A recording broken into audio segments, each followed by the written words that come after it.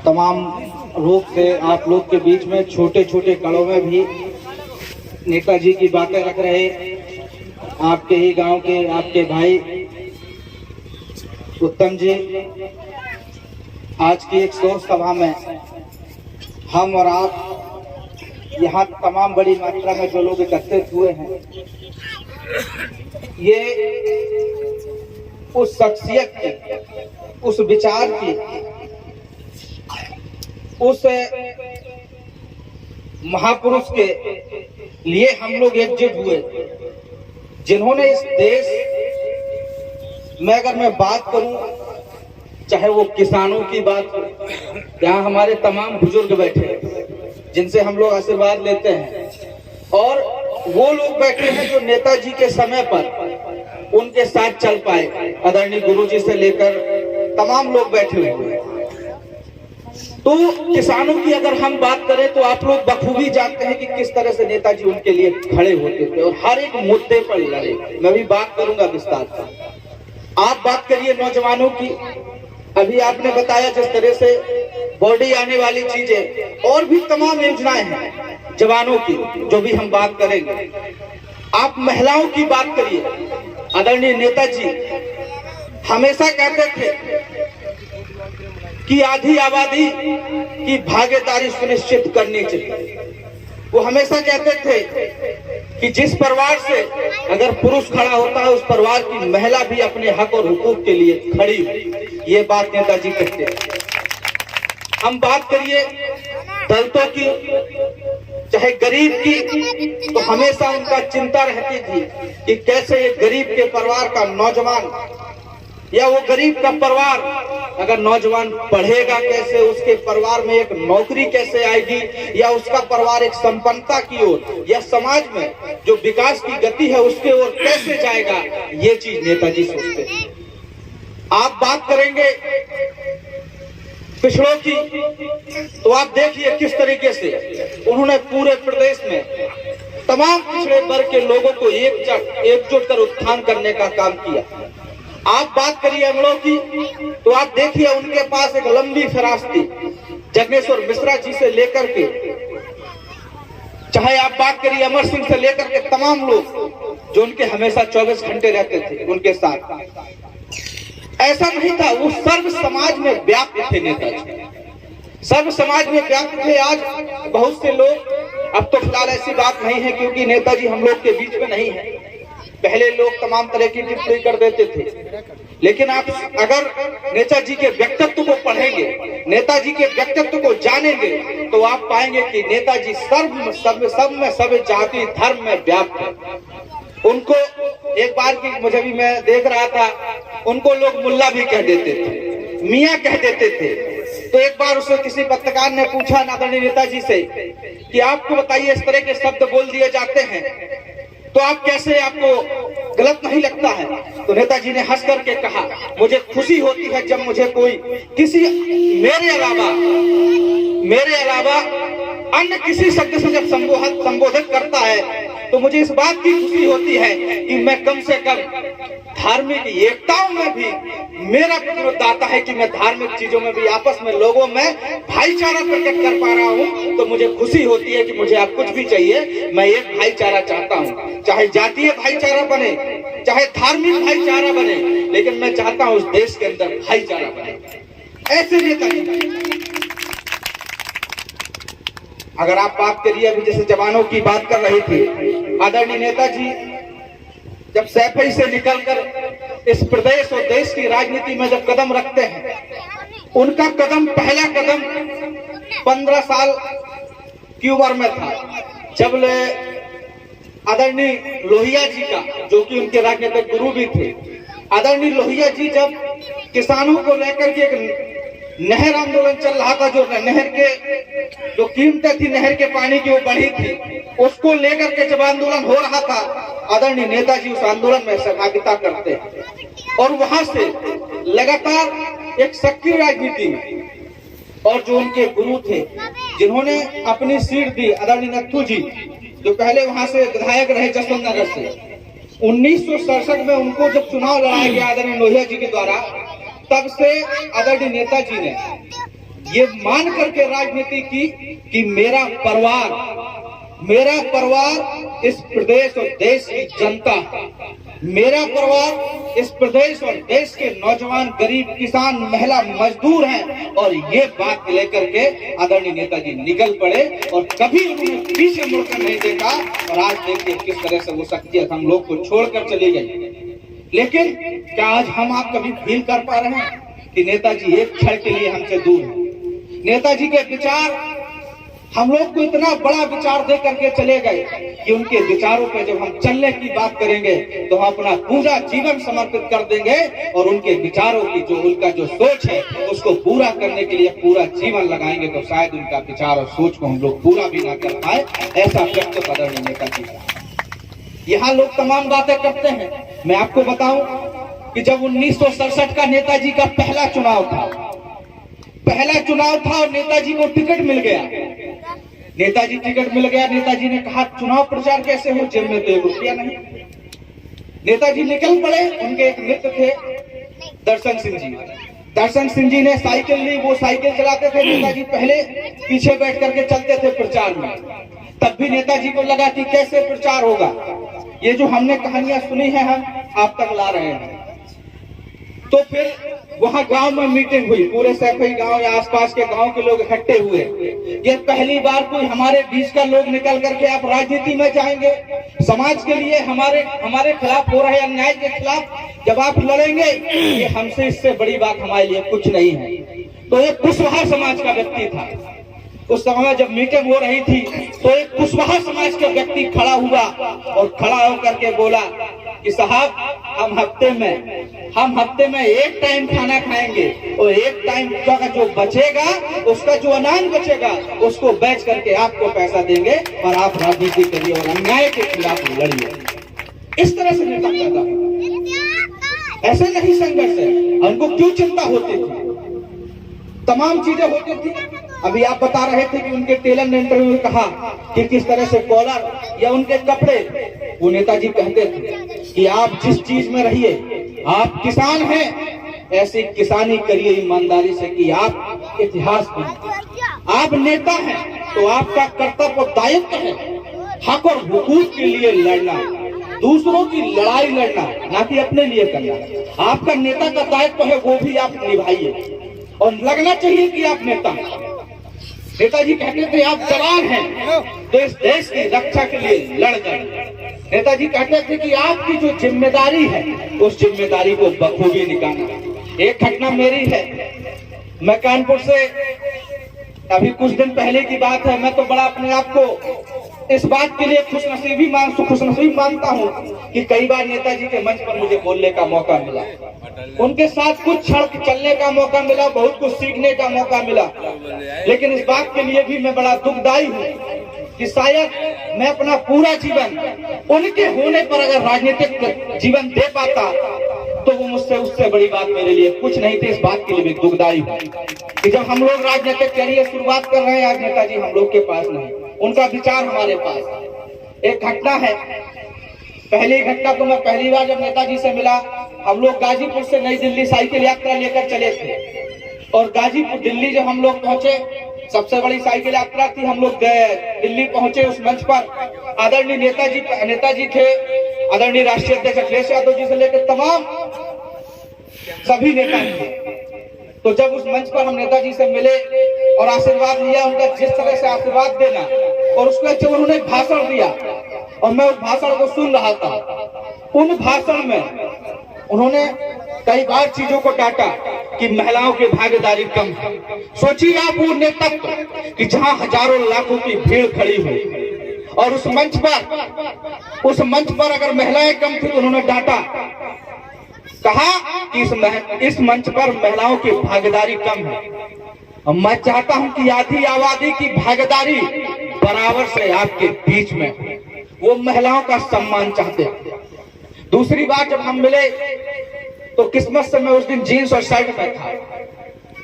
अचानक ही मैं कानपुर से निकला और लखनऊ पहुंच गया और पार्टी कार्यालय जैसे एंट्री किया, आदरणीय नेताजी बैठे हुए थे, सब लोग मिल रहे थे। तो मैं भी सोचा चलो मिल लेता हूं।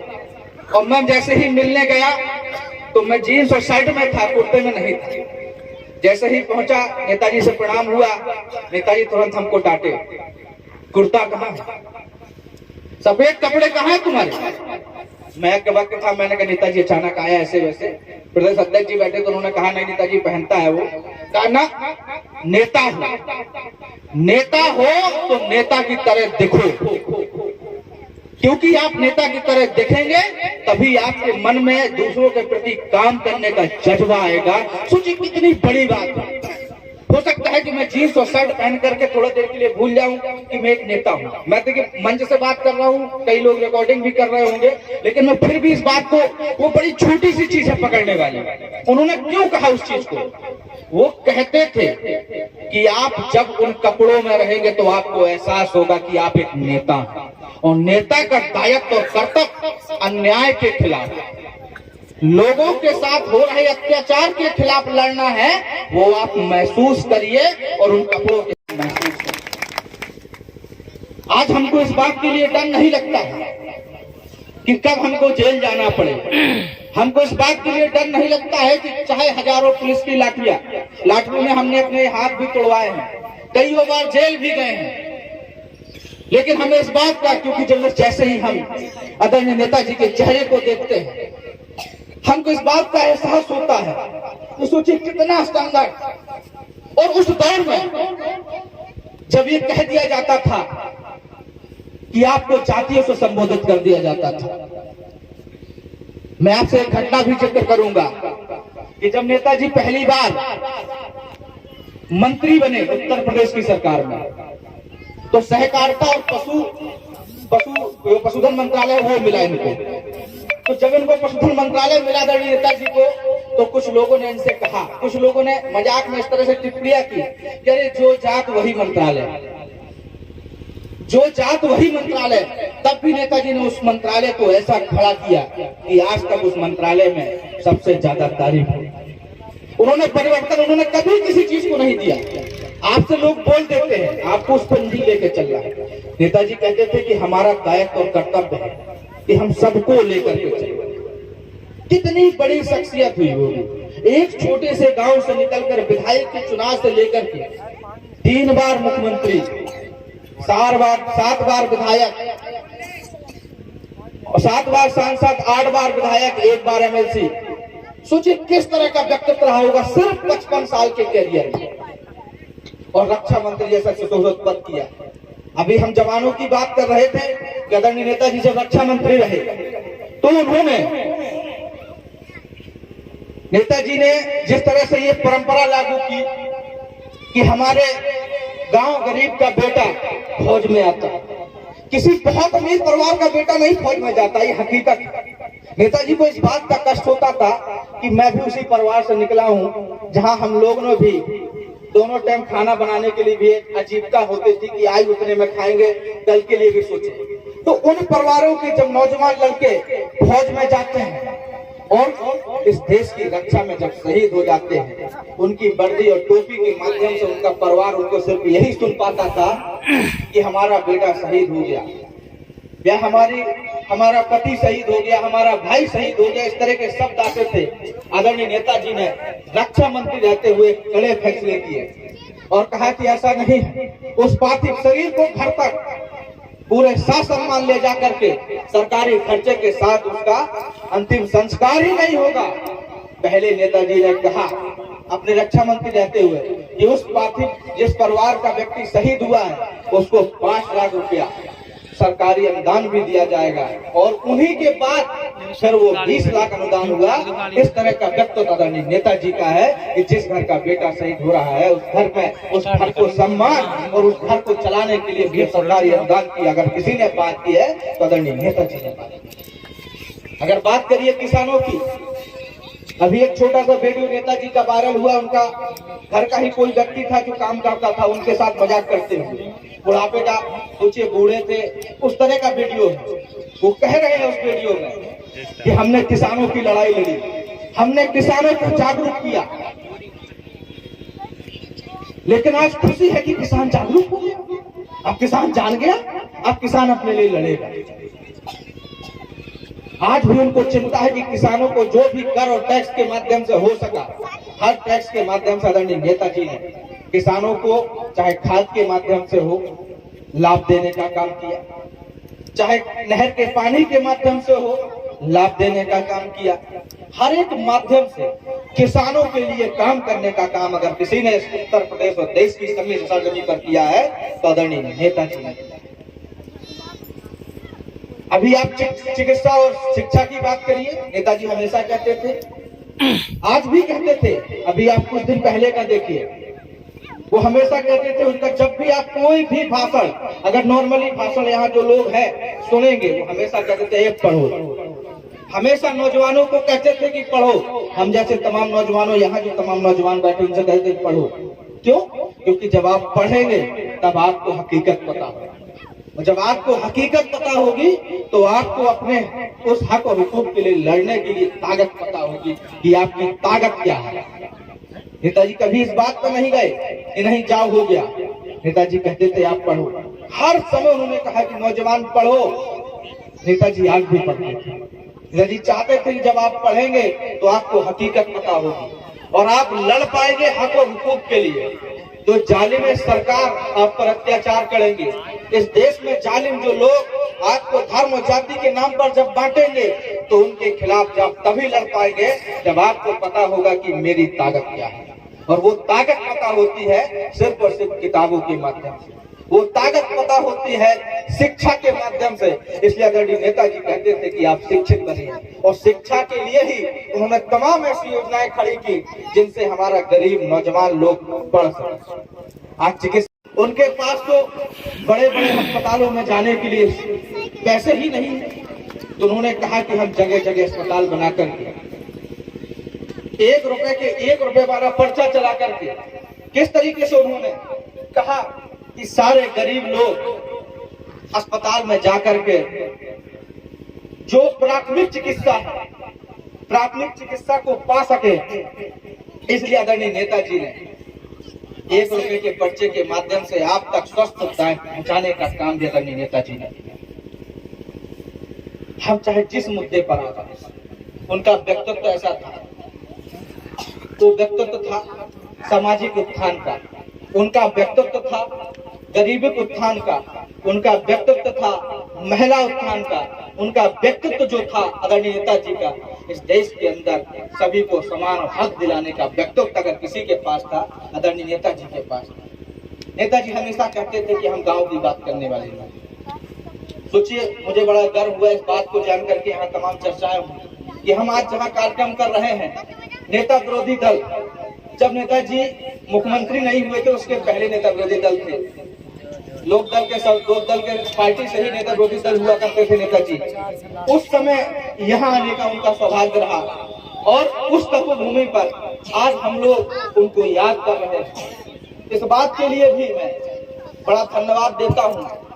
आपके ही क्षेत्र के आपके भांजे भी हैं, कई लोगों के भाई भी हैं, और इस गांव के, इस क्षेत्र के जिला पंचायत सदस्य, इन्होंने हमसे कहा कि हम रात में हो सकता है एक हॉल के माध्यम से अगर एक कमरा ले लेंगे और शोक सभा करेंगे, नेताजी को याद करेंगे, तो ठीक है 10-50 लोग नेता आ जाएंगे, 2-4-10 लोग बस से आएंगे।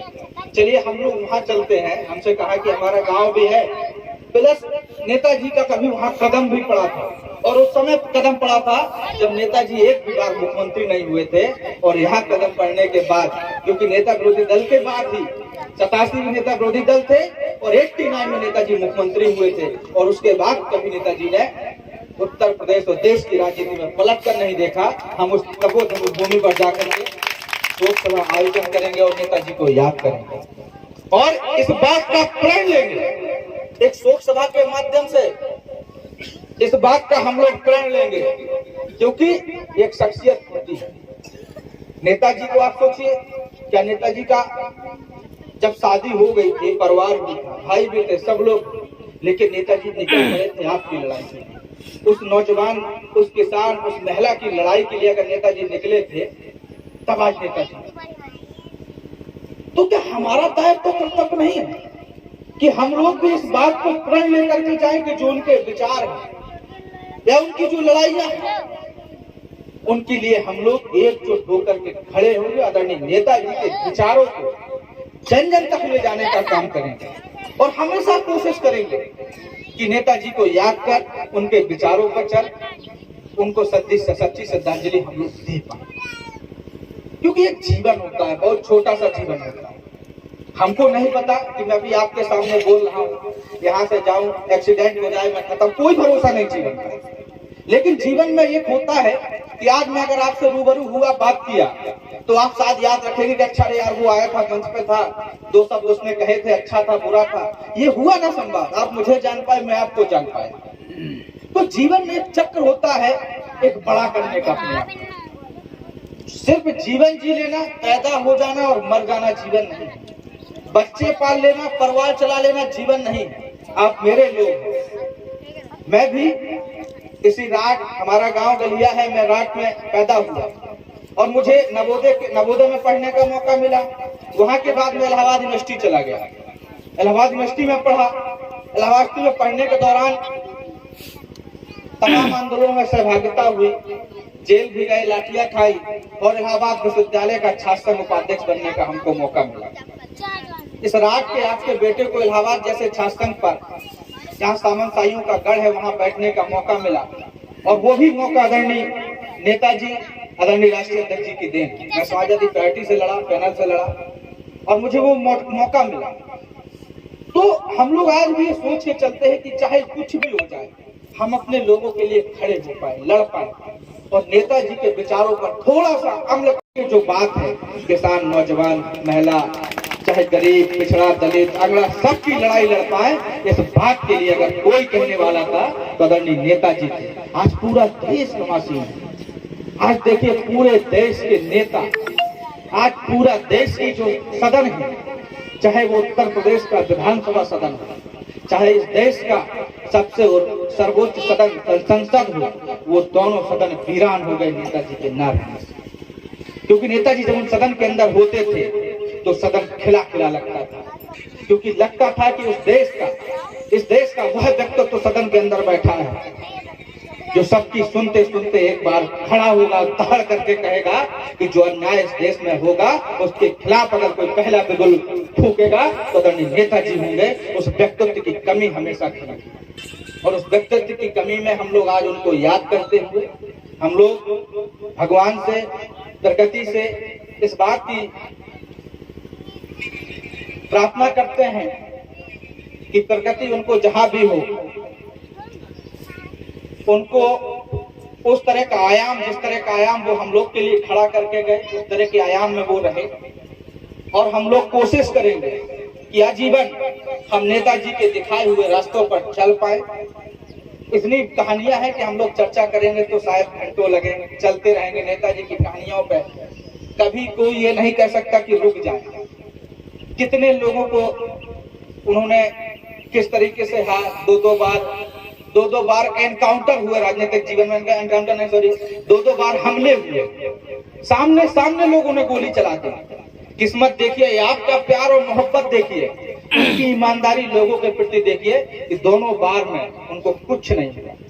डाकुओं से भिड़ जाना किसी भी चीज से, और हर जाति धर्म को सम्मान दे देना, चाहे दलित हो, पिछड़ा हो, अगड़ा हो। सोचिए फूलन देवी के साथ कितना बड़ा अत्याचार हुआ था, जहां 22-23 लोगों ने उनके साथ बलात्कार किया। जो भी हुआ वो डाकू बनी, लेकिन जेल भी गए। जेल से आने के बाद आदरणीय नेताजी ने उनसे कहा, अरे आइए, आपका सम्मान बड़ा है, आपने अन्याय के खिलाफ लड़ा। वो किसी जाति और धर्म की बात नहीं है, वो बलात्कारी थे, वो पीड़िता था, उसने अपनी लड़ाई लड़ी।